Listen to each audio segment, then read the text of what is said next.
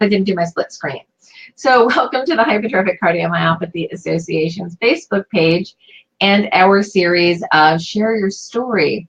And today we have with us Christine, who's going to share her story about HCM. So welcome to the program. And why don't you tell us a little bit about yourself?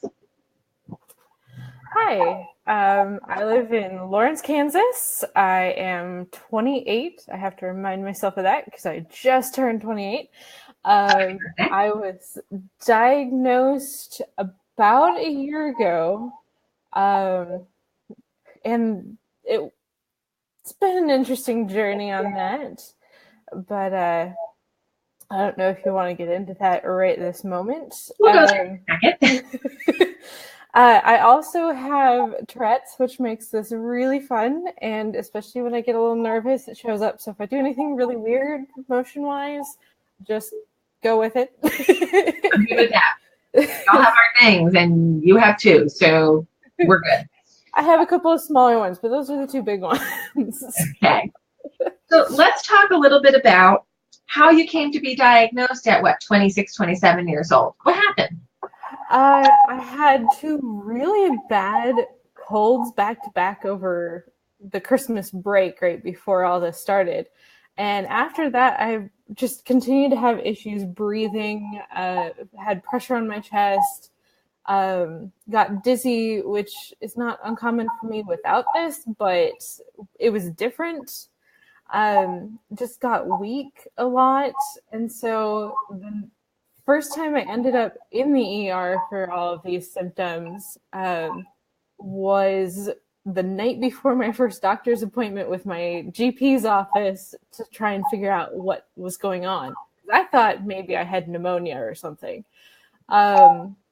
So did that, went to the GP. They're like, well, we don't know that it's actually a cardiac thing, but they were like, we'll check it out. We'll send you to a cardiologist. We'll see what they have to say about it.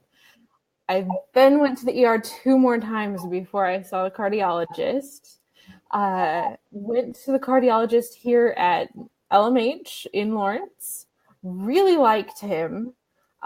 He sent me in for an echo stress test. They found some abnormalities from that one and sent me on to St. Luke's for the cardiac MRI, which is really fun because I'm allergic to contrast. Yeah. Did you know that before or after? Knew that before because of my Tourette's. They had, well, actually from something even before that, and have had a couple of various MRIs over the years. So I knew that beforehand. They pumped me full of a whole bunch of allergy meds and steroids and got me through it, even though the techs were freaking out. And then from there, they found out that I did have hypertrophic cardiomyopathy. And with my case, it really only shows up when I'm exerted. So it's not there normally. And then if something stresses me out or if I do a lot of physical activity, it shows up. And so they sent me to St. Luke's in Kansas City. And that was an interesting experience of them looking at that, but then also looking at other explanations that could manifest similar to HCM, and had fun tests like tilt table tests, sleep study, all sorts of fun like that. And then that's about the time that I contacted your office and we decided, no, this isn't the right direction. And now I'm at the Center of Excellence at KU with Dr. Barenbaum, and I really like being with that team. That's fantastic that you've finally gotten into a really good quality care team. So yesterday when we were speaking, you talked about how some doctors wouldn't hear your murmur and some would. Yes. How are you living with a transient heart murmur? Well, if they listen really carefully, and the last time I saw my GP a couple weeks ago, he listened really carefully, they can hear it. Otherwise, my doctors are like, oh, there's no heart murmur there, because they don't really know what they're listening for. They're not listening really hard for it. And I've had experiences with the ERs where they're like, oh, it's not a heart condition. You're just wanting to, you're just here for drugs. And they're like, it's probably an asthma thing. So here's some albuterol. And it's like, yeah, which I had issues that looked like asthma when I was little, and it actually kind of did help for that little bit, but anything similar since, it's not. So that was fun. Didn't touch that inhaler after they gave it to me, because I'm like, really? Scary. And as soon as they actually had the diagnosis and I had been sent to a bigger hospital than my local one, they started actually listening to me. They actually took it seriously. They actually won't touch it at my hospital with the doctors there unless it's, a really severe emergency right that second. They call up whatever bigger hospital I'm with and have them on the phone through the whole thing. Though they did kind of laugh that, oh, there's a specialist for this at my hospital, but it seems to be hit or miss on which doctor I have that day. Sounds a little annoying. So what I want to talk about a couple of very specific things with you today. One is what your experience were in terms of Center of Excellence Care versus community-based hospital. And then we're going to get to that really cool folder that you keep. Right? You keep your medical records nice and organized. So first, let's talk about what, in terms of your care at KU, at an HCMA recognized Center of Excellence versus your community-based hospital. Even though we really like the doctor, what's different? I actually got numbers. They actually sat down and told me what was going on. They were the first doctors to confirm that, yes, it is obstructed. They delved deeper into the little details that were on the reports, whereas with the other hospitals, it was, oh, it's HCM, but we don't really deal with it. And I had to actually dig really deep into their online stuff to find anything information-wise. Sorry, my phone's going off. So we're still getting into the process. I've only seen Dr. Berenbaum once, but I really appreciated it. I was surprised it was a 4-hour-long meeting with him, but it was really nice. And then the nurses that were there, it was really nice because they actually knew what I was talking about. When I said HCM or hypertrophic cardiomyopathy, every other hospital I've been to with this has been like, what? And then after a little bit of poking and prodding, they were like, oh, okay, that's what it is. So they really weren't familiar with it at all outside of the actual doctors. And even there, obviously, it varied depending on which hospital it was. So I actually meet with Dr. Berenbaum in a little less than a week for a new echo stress test so that they can see where the obstruction is, because it's not listed on any of the other tests and they never sent him any of the pictures. I actually threw your file aside for it because I really liked something that you were doing and I wanted you to be able to share it with your fellow patients. And maybe in some ways our analytical skills might be matched together, because you kept a notebook of your medical records, and you have a little system that you created for yourself. Now, granted, I'm warning the rest of the people that are watching, she's a little obsessive in terms of her note keeping. You don't need to be as obsessive, but a lot of these tips are great. So can you show us your notebook and give us some tips? All right, so it's a little bit big to show more than just a quick, this is what I've got. I have sections for each of my different issues. I have a section for my medications, where I list which ones I'm taking, which ones I've had in the past, which ones I have adverse side effects to, and I have really big marks on those as to stay away from them. I have a section that I have typed up all of my family history that I know of at this point, and I have tabs for each one of those. So you can see I'm redoing it so the tabs don't have names on them yet, but each one of my family members has a tab. And then I have all of their stuff typed up with lines to add extra. I have what else do I have in here? I don't even remember anymore. And the pocket holders for your reports. Yes. Each one of my dividers actually has a pocket, so if there's anything that I can't just put in there, they're in there. I have all of my questions that I have for each time that I go see a doctor. I have written up with the keywords highlighted in a different color with lines underneath them. And it was really just because there was so much I didn't know about my case. And I was tired of kind of being just shoved around to see, maybe it's this, maybe it's that. I was like, I got to get all of this put into one place and get it taken care of. And normally I'm not this organized, but it was something I really had to sit down and do. And now I have, if someone asks me like what my tics are, I can't remember all of them off the top of my head, but I have them all listed out and typed up. And then my symptoms for the HCM, I have a list of all of those, because if I'm put on the spot, I really don't remember all of them. So let's talk about that for a second, because a lot of people with hypertrophic cardiomyopathy also have other chronic illnesses. You have Tourette syndrome and hypertrophic cardiomyopathy. Now, Tourette's, being a neurologic disorder, can cause symptoms that might be confused for some cardiac symptoms. And it's really important to try to parse off what is what. Do you find the book helps you do that? Yeah, it does, because I can go, look, I do this way in one, and I've had to be really careful about what I do, because I will collapse from my Tourette's versus, the HCM. Both of them can cause me to collapse and get really weak, but it feels different. So I've kind of tried to type out what specifically I'd go through for each one. And then, I can go, but wait, look, this is here. And actually is more prominent with my acid reflux, because the stomach can mimic heart palpitations. Mm-hmm. And so there was one time I was in the ER because my Tourette's had triggered my HCM.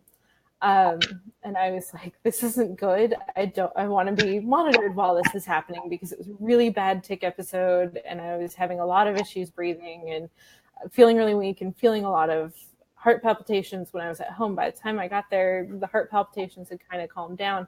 But then I had one really big one, what I thought was PVC, right? And so they had me hooked up to a monitor at that point, and they were able to look at it and go, there wasn't one that showed up. So I was then able to go to my GP's office as the follow-up, and they were able to tell me, oh, look, it's something slightly different. Not that you don't have symptoms like that, but that are officially the PVCs and stuff, but it could also be this other thing. So I've had to look really carefully, and I've had to explain really carefully to doctors, like, these are what the differences are between the feelings of each one. So what is your current treatment regimen for your HCM specifically? I am on metoprolol twice a day, lots of fluids, nothing lifting over 25 pounds, which puts a damper on one of my jobs a little bit, but they're willing to work around it. And then just don't exert myself too much, like don't push myself too much. And then as far as anything exercise-wise, because of the Tourette's and because of the HCM, I'm not allowed to exercise by myself.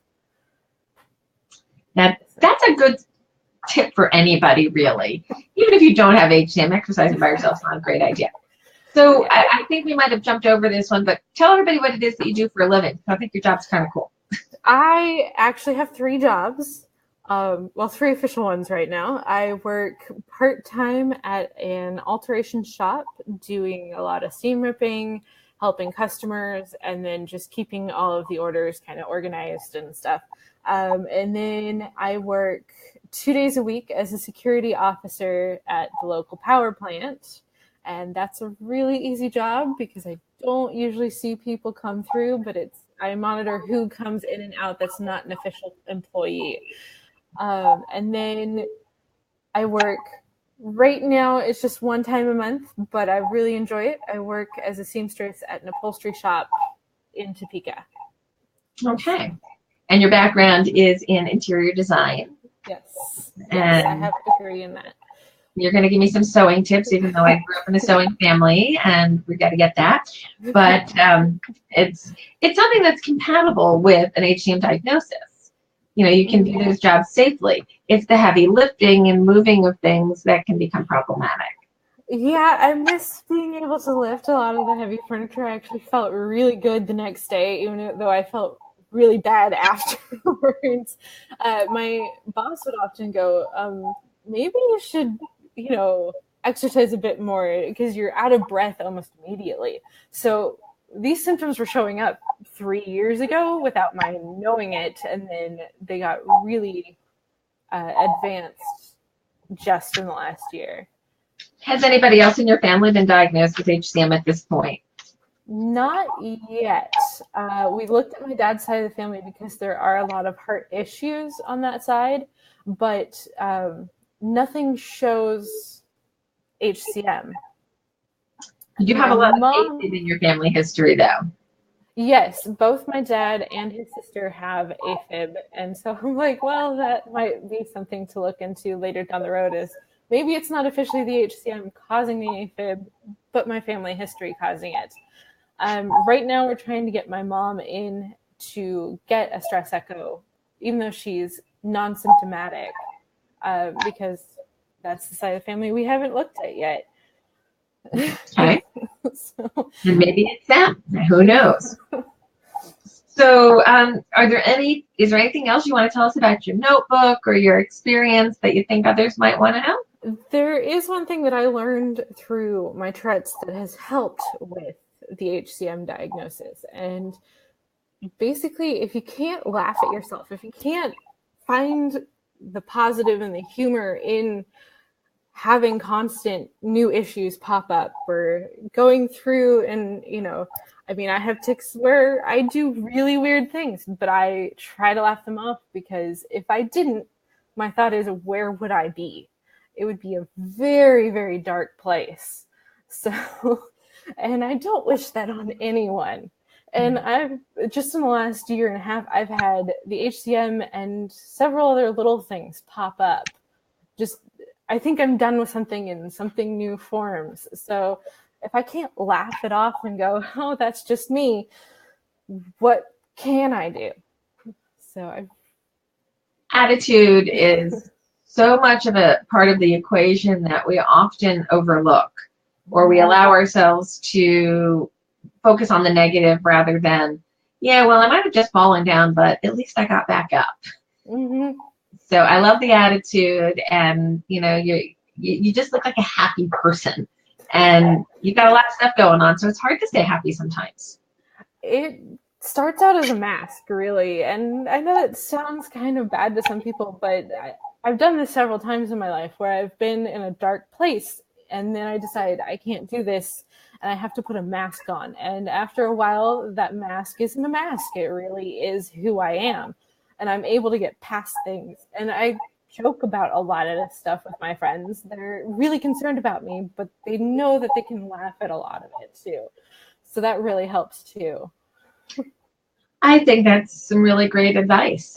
So we have some comments here. If anybody has any questions for either of us, we'll take this in a moment, but let's see some of your comments here up on the wall.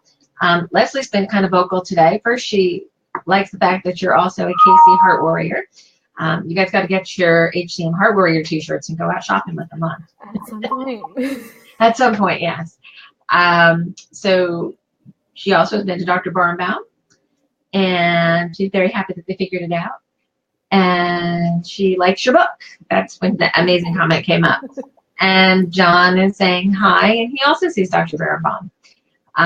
So yeah, I met Dr. Barnbaum years ago, and I think he's a really interesting physician in that he's one of the few electrophysiologists that we have leading a program, and he brings in the rest of the team. But he also came back from a background of heart failure and transplant in the very, very early days of transplant.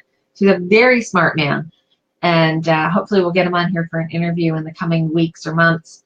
and you'll get to see him more personally here. But we're really happy that you're in the care of a high volume center. I'm really happy that you liked the local cardiologist, but you realized that just liking somebody doesn't necessarily mean he's got the right background to help you with your needs. So 2 points to you for recognizing that quite early on in the process and saying, you're nice, but I'm going someplace else. Actually, the one here in LMH, he was like, I'm not going to touch it. So he's the one that I really liked, but he recognized and helped me recognize that their team just doesn't have the skills and the knowledge to help with that one. But they do really recognize Berenbaum. My dad, if he has to have anything surgical wise done to his heart, Berenbaum's team is going to be the one that they refer to him next. So like if he has to have a pacemaker. That's good.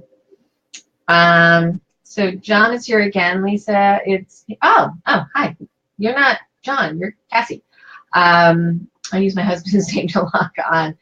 And Berenbaum saved her life, she says. And yes, Casey, I know your story, so I'm going with her. Cassie, you're Cassie, not Casey. Yes, made a big difference in your life. So there's a lot of great stories out there. And this series is sharing your stories with both the Facebook community and then being moved over to our YouTube site. If you haven't subscribed to our YouTube site, please do so now. YouTube is changing some things, so we have to try to get up to 1,000 subscribers to make sure we keep all the functionality we have now. So please do check in over there. So we're going to be sharing these stories, and if you want to share your story, we have a very long list of people here that want to do it. I'm going to tell you what's going to happen. You can send in an inquiry to support@4hcm.org. And we'll make sure that we have an intake file on you, and we'll know a little bit more about you. And what we're trying to do is show a whole bunch of different stories of HCM. So we're looking for kind of a demographic mix right now from parts of the country to men and women, different experiences. So if we don't contact you right away, doesn't mean we're not going to contact you. We're just trying to get a good mix out there right away. And there goes Tourette. Yes. And there's Smile. That one's all the time, so I'm really used to that one. I just don't want to ignore it and say yes, and there's the laugh that goes along with it. So anyway, going back to the share your story, what we will be doing afterwards is we have some interns coming in that are going to help us write up narratives on your story, and then they're going to be housed on the HCMA website as well.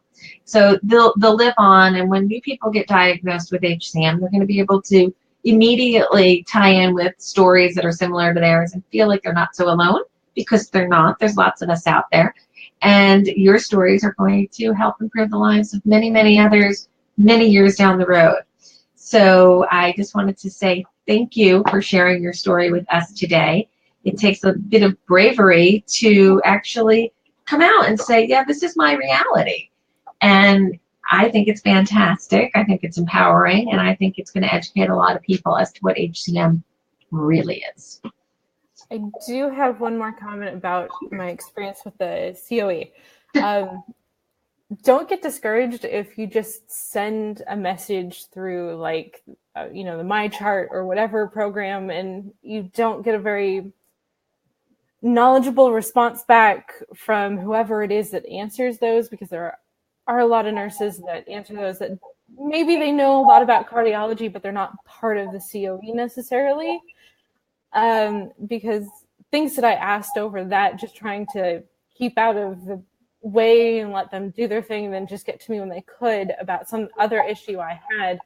When I called the actual nurse that helps out with Dr. Berenbaum, her story on what to do was completely different than what I got over the messaging. So if you don't quite get something that you think is right through like a messaging system like that, call the actual nurse, call the actual doctor, and get them to be on it, because they might not have someone that's really knowledgeable about HCM on the other end of those messaging systems.